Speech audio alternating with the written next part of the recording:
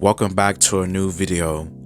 Today's review is on Only Murders in the Building, Season 3, Episode 10, entitled Opening Night, with the official synopsis being Charles, Mabel, and Oliver race to entrap the killer on opening night.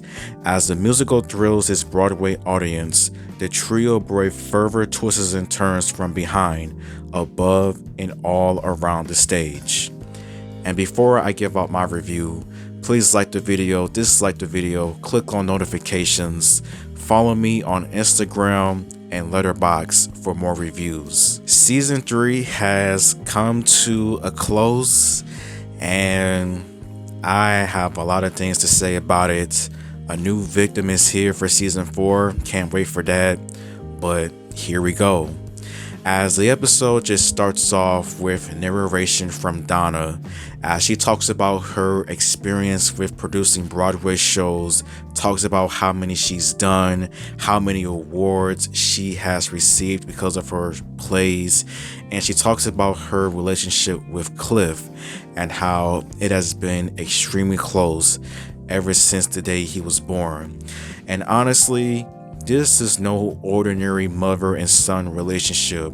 I think this relationship is very weird because of how they kiss each other on the lips and how they just interact with one another.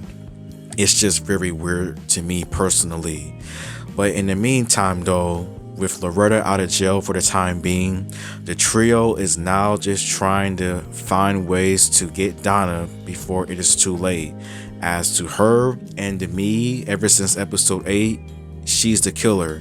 Like, to me, she definitely did the poisoning, but I didn't think she did the pushing at the elevator. I didn't think that. And it's opening night. Death Rattle Dazzle is officially here after all of the twists and turns, all of the hurdles, Ben's death, people getting arrested, bad reviews. It is now the official reboot of Oliver's play. And not surprisingly, there are some issues, of course, in here. From Jonathan crashing out before the play starts with all of the different drugs and medications that he's been given, to people just freaking out, people worrying. And I am honestly surprised, and I was a little bit disappointed with how the reveal just happened. How the trio confronts Donna, and instead of just making like a big fuss about it, like, who, me? She just straight up says like, yeah, I did it. I poisoned him. She did it to protect Cliff from the bad reviews. She did it to protect her show. She thought that he was a weak link. Like, I was really surprised that she just straight up confessed. I thought that it would have been a lot bigger. It would have been something a lot more crazier like the previous 2 seasons, but she confessed and I was right. I called it too. She was sick. She is dealing with stage 4 cancer and she does not have that much time before it's time for her to go. I freaking knew it. I was right all along and I was glad at that. But between that though, the show officially happens.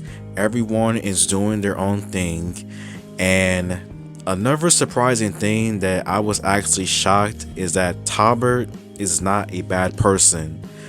Yeah, he came off as shady throughout various times in season 3, but he's not a killer.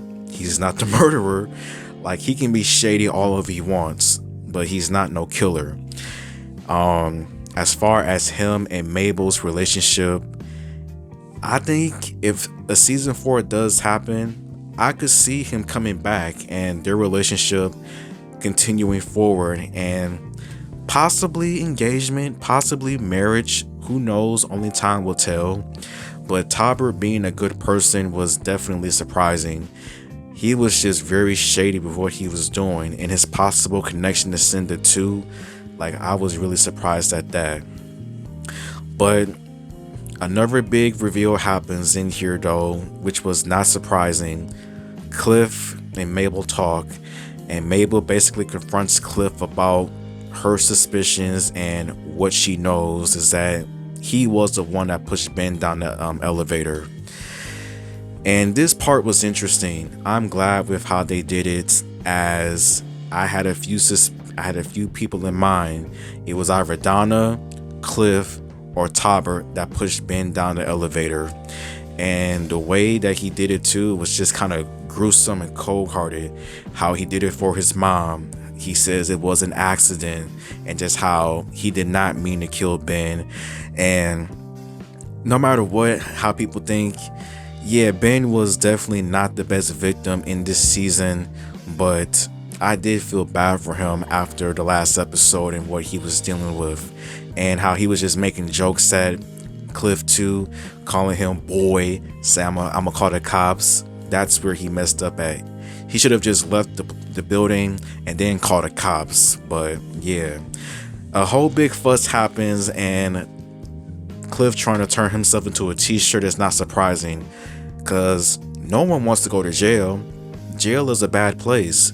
Jail is awful because of dealing with evil people, dealing with just crazy people like Felice Johnson. So I can see why he wanted to do that before it was too late. But as the show officially ends, Cliff tells Donald the truth about what happens, and after that, they are both carted off to jail, and that is that. Loretta finally tells Dickie the truth about mother and son. Dickie realizing that there was a possibility that was his mom was surprising to know.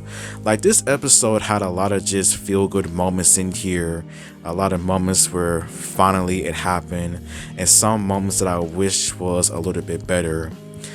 The celebration party happens. Saz makes another appearance, and just like that, we have our next victim, which is Saz, and how she dies is very interesting. Assassination at Charles's place.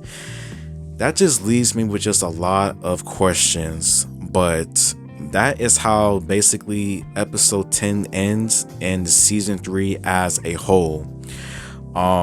Performances by the cast were good throughout the season. Everyone in here had interesting performances, to say the least.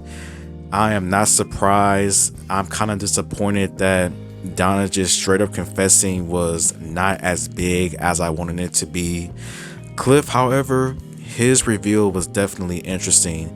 How he did it for his mom, how he did it for everything else. Like, I hope they have a nice time in jail, but whatever else. Saz being the next victim is definitely sad, and I just have a few questions now as a whole. Like, what was she trying to tell Charles before it was too late? Who was trying to kill Charles? As she did bring up a good point a couple of episodes ago. Like, what if Ben was not the intended target, but Charles was?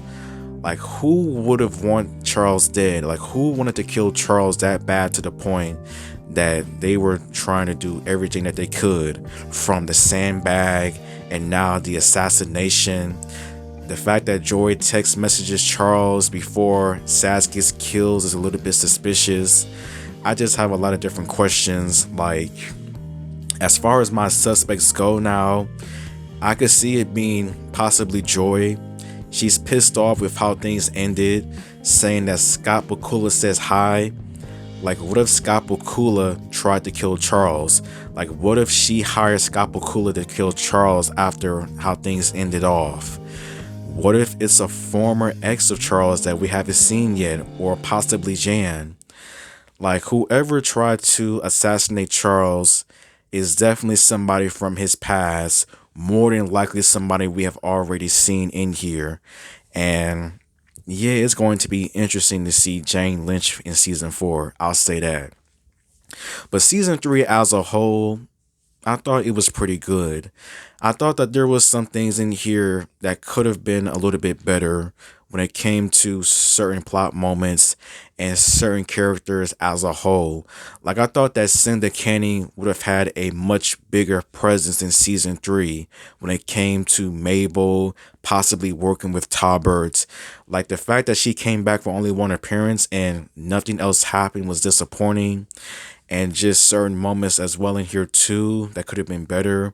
But I still enjoyed season 3 for what it offered, and if a season 4 does happen, I can't wait to see what twists and turns is in here now that we have our newest victim. If I were to give season 3 a rating out of 10, season 3 to me is 7.5 out of 10. But as always, though, thank you for watching. Until next time.